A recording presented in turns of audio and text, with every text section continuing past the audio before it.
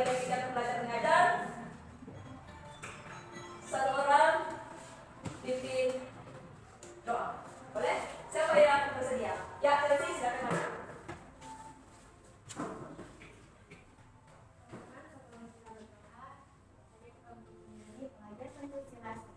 Berdiri.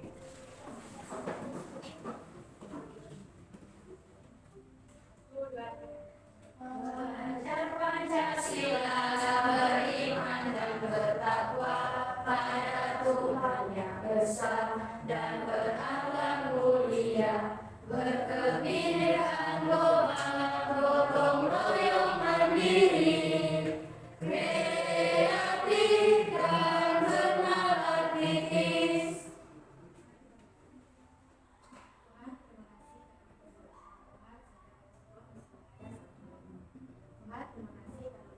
Untuk menyertai agar menjadi setiap langkah akan berguna hingga kepada sampai di kami. Tuhan semakin menjaga kebaikan belajar kami dan yang membantu pembelajaran kami dari awal penggunaan hingga berakhir dari keseluruhan. Terima kasih Tuhan. Terima kasih, silakan dulu. Ya, baiklah untuk kegiatan belajar. Baik, itu akan jadi kehadiran. Ada yang tidak hadir? Itu kelas berapa orang yang tidak hadir? Hadir semua cuma satu isi. Oh iya, jadi satu orang yang izin karena kedukaannya, yaitu teman kita pada Mangkang. Jadi bagus karena kehadiran di sini memang lumayan bagus. Jadi ibu bertanya lagi, siapa yang masih ingat pelajaran kita minggu yang lalu? Coba, ya bagus. Chelsea apa? Tentang teks prosedur. Ya, Krisdayanti apa? Tentang teks prosedur. Ini ya teks prosedur. Berarti masih ingat semua ya. Kemudian ada yang bisa jelaskan apa itu teks prosedur? Siapa yang bisa jelaskan? Teks prosedur itu berisi apa? Coba apa? Teks yang bersifat harus ditempuh. Ya, teks yang harus ditempuh untuk apa? Tujuan yang ditempuh. Untuk mencapai tujuan yang diinginkan. Ada yang lain atau sama? Ya, sama, bagus. Jadi teks prosedur itu berisi langkah-langkah yang ingin ditempuh untuk mencapai suatu tujuan. Kalau kita melakukan suatu pekerjaan, pasti kita mempunyai tujuan. Contohnya, Anda mau membuat kue. Ada tujuan, loh? Ada tujuan. Jadi kue yang Anda buat itu mungkin untuk ya dimakan atau bagaimana kalian mau sedikat untuk taruh, itu kan mempunyai tujuan sama dengan pembelajaran kita hari ini. Kemudian sebelum kita masuk dalam pembelajaran yang kita akan pelajari hari ini adalah struktur teks prosedur. Struktur teks prosedur. Tapi sebelum ibu menjelaskan tentang struktur teks prosedur, ibu akan menyampaikan dulu tujuan pembelajaran dari teks prosedur. Setelah adik-adik mempelajari struktur teks prosedur, adik-adik bisa mengidentifikasi struktur teks prosedur, yaitu dari tujuan, kemudian materialnya, langkah-langkah dan penutup. Bagus. Jadi itu adalah tujuan yang pertama. Kemudian tujuan yang kedua, yaitu adik-adik bisa menulis teks prosedur. Jadi bisa menulis atau dapat menyusun teks prosedur. Ya, kita akan masuk dalam materi tentang teks prosedur. Ya, struktur teks prosedur. Struktur teks prosedur ada tadi dijelaskan tujuan. Tujuan itu berisi tentang bagian yang merupakan pengantar topik yang akan dijelaskan.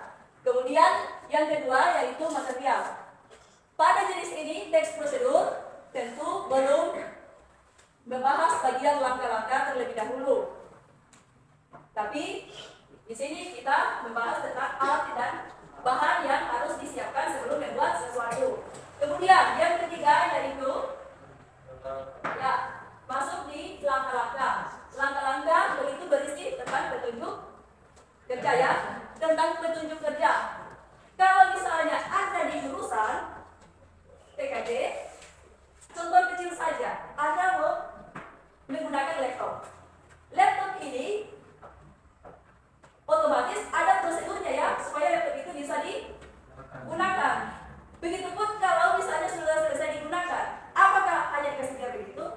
tidak. Jadi itu semua ada langkah-langkahnya ya sampai komputer itu bisa digunakan. Kemudian langkah yang terakhir yaitu apa?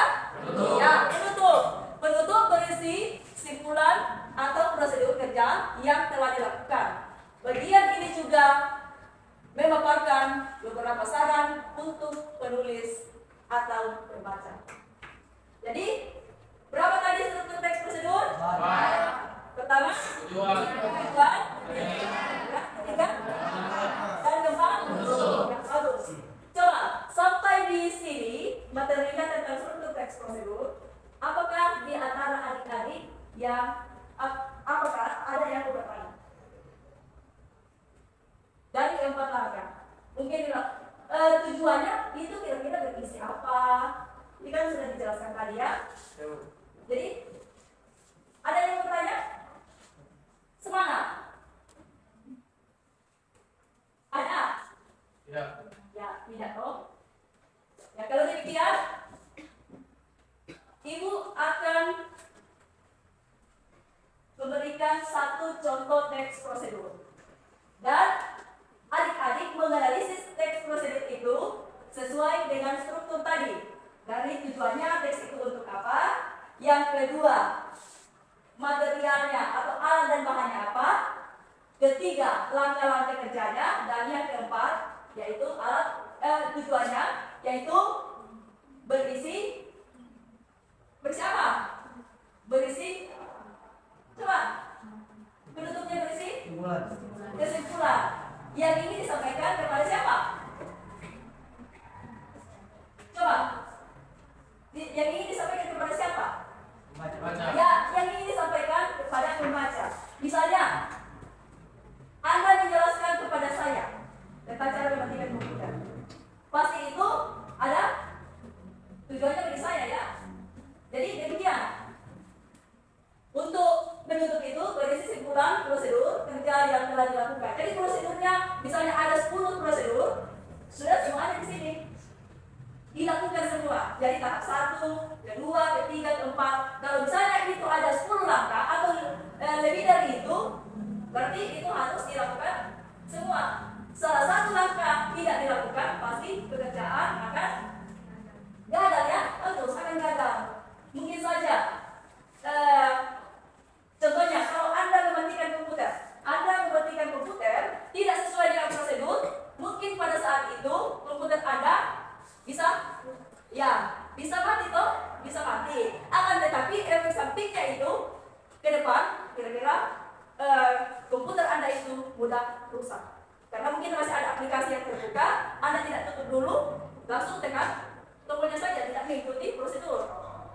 Jadi sama dengan ini, kalau materi tentang seperti ini, satu langkah kita tidak lakukan, mungkin pekerjaan itu bisa jadi saat itu, akan tetapi efeknya itu ke depan pasti ada. Jadi bisa dimengerti sampai sini?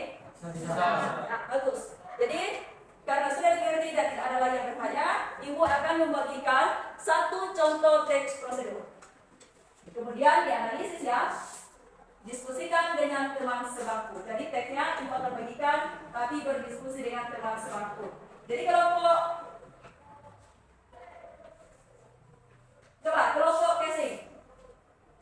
Sini, kelompok casing. Berikut. Kelompok monitor. Jadi Ibu akan ambil secara acak. Wireless. Kartografis. Berikut konektor.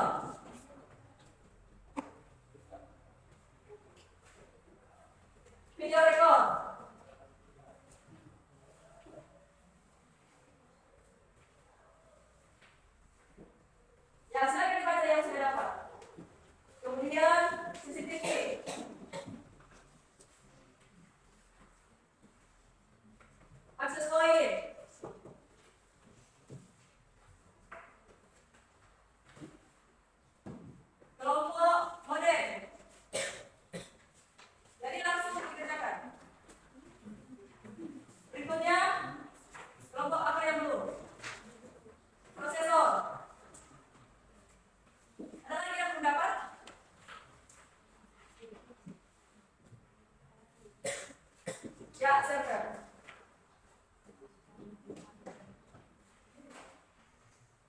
Ya. Silakan dibaca dulu teksnya. Setelah itu dijawab. Ya, silakan didiskusikan dengan teman sebangku. Ada pertanyaan dari kelompok yaitu ditulis ya kelompok apa dengan nama sesuatu.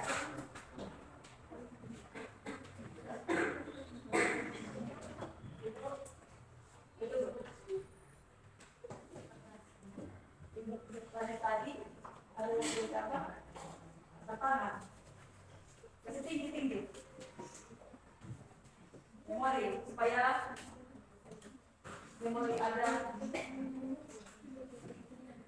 tetap kuat.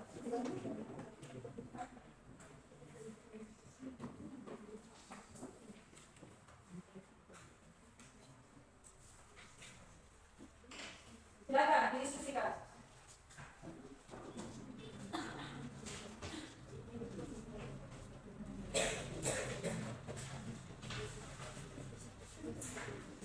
Kalau ada kesulitan, silakan angkat tangan dan tanyakan. Nanti Ibu akan jelaskan. Coba, yang ini bagaimana? Tadi kan yang tujuan yang pertama itu berisi topik yang ingin dibahas dalam teks. Jadi di sini teks apa yang ingin dibahas? Ya, topiknya silakan dijawab.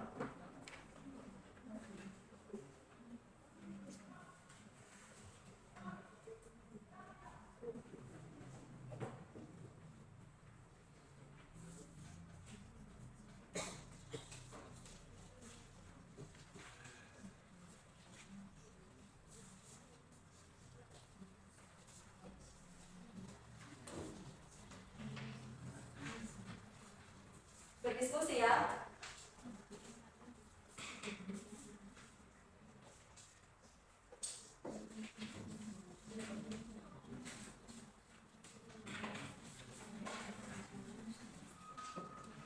Kalau misalnya ada materi yang kurang jelas dan masih ragu-ragu, ada juga panduan di buku siswa halaman 6 dengan halaman 7. Kalau mungkin Anda perlu referensi yang lain. Dan sebentar juga Ibu akan putar video supaya sambil Anda mengisi lembaran kerja peserta didik, dengar-dengar karena teksnya itu sesuai dengan teks yang prosedur yang ada di layar.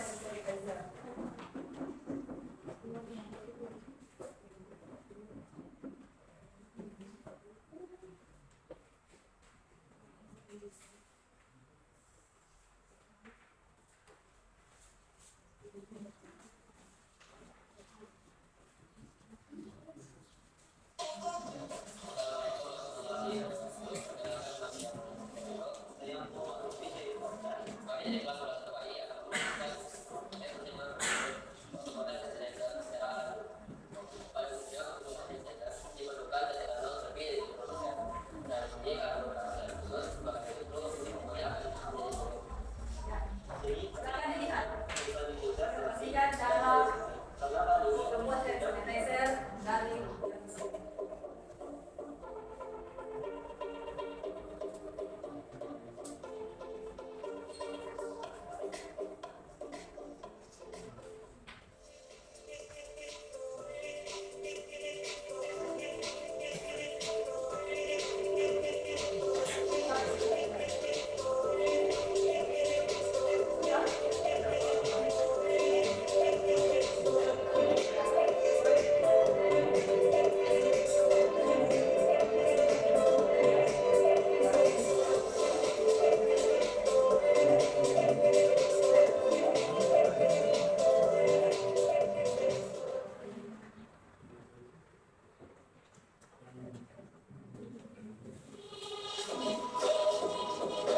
ya, kalau misalnya sudah ada yang selesai,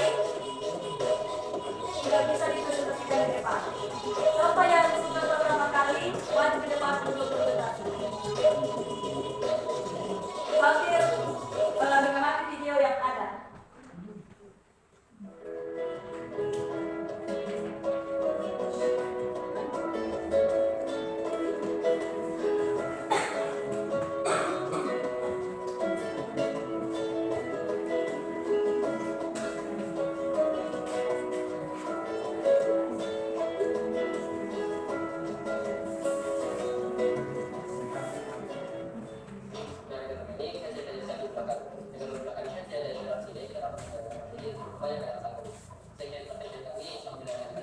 Coba yang sudah selesai, siapa yang bisa presentasi? Kelompok pertama yang ingin maju untuk presentasi, silakan. Kelompok memori, ya memang memorinya kuat, jadi tidak lama selesai. Silakan maju kelompok memori. Silakan maju di depan untuk presentasi hasil diskusi dengan teman sehati. Jadi yang lain perhatikan ya. Kelompok memori akan mempresentasikan hasil diskusinya.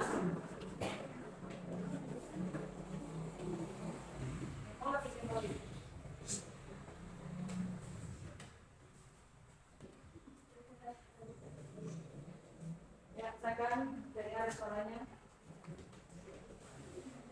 Terima kasih buat kesempatan yang diberikan. Kami dari kelompok memori akan mempresentasikan pembuatan atau cara membuat hand sanitizer dari daun sirih.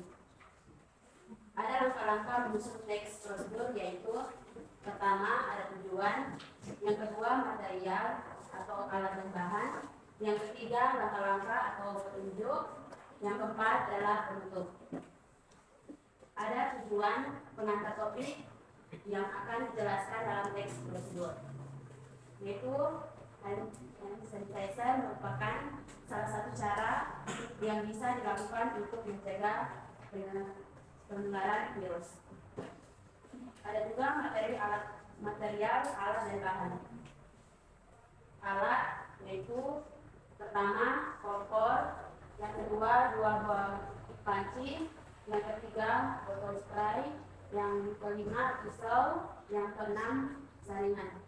Bahan yaitu yang pertama 50 gram daun sirih, 200 ml air panas, yang ketiga 200 ml air bersih, yang keempat 8 ml air perasan jeruk nipis. Yang terakhir adalah langkah-langkah atau petunjuk kerja. Membuat hand sanitizer dari daun sirih. Yang pertama, cucilah 50 gram daun sirih hingga bersih, kemudian cairkan dengan cara didinginkan. Yang kedua, setelah daun sirih kering dan bersih, potong daun sirih tersebut menjadi kecil. Yang ketiga, selanjutnya masukkan potongan daun sirih ke dalam panci dan yang berisi 200 ml air panas. Yang keempat, setelah selesai ambil panci yang lain yang lebih besar, isi panci tersebut dengan air dingin. Yang kelima, masukkan panci yang berisi rendaman daun sirih ke dalam panci yang lebih besar. Yang keenam, rebus daun sirih dengan api kecil, selanjutnya panaskan hingga 90 derajat Celcius.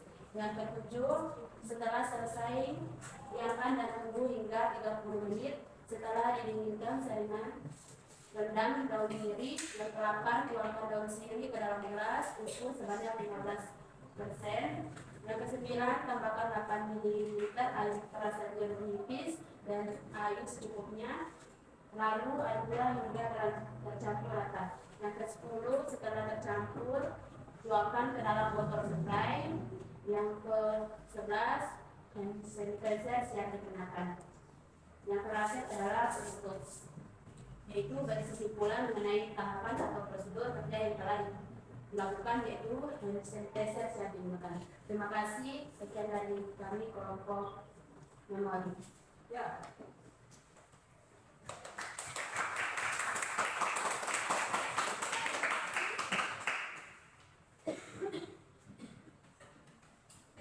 Dari kelompok yang sudah mempresentasikan hasil diskusinya dengan baik, coba tadi itu dipresentasikan, kira-kira ada pendapat yang lain dari peserta didik tentang cara membuat hand sanitizer dari daun sirih. Kelompok memori memang hebat ya, memorinya memang hebat. Coba, mungkin ada yang mau bertanya, dipersilakan. Tidak ada? Jadi langkah-langkah yang diperagakan dari kelompok memori bagaimana? Sama yang Anda buat? Sama. Oh, memang hebat-hebat peserta ya. Tepuk tangan kalau demikian. Selamat pagi.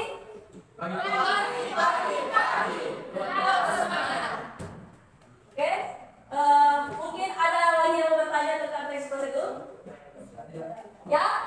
Tidak ada? Bagus. Berarti belajar kita hari ini sudah selesai dan kita akan simpulkan bersama bahwa untuk struktur teks prosedur ada berapa langkah? Yaitu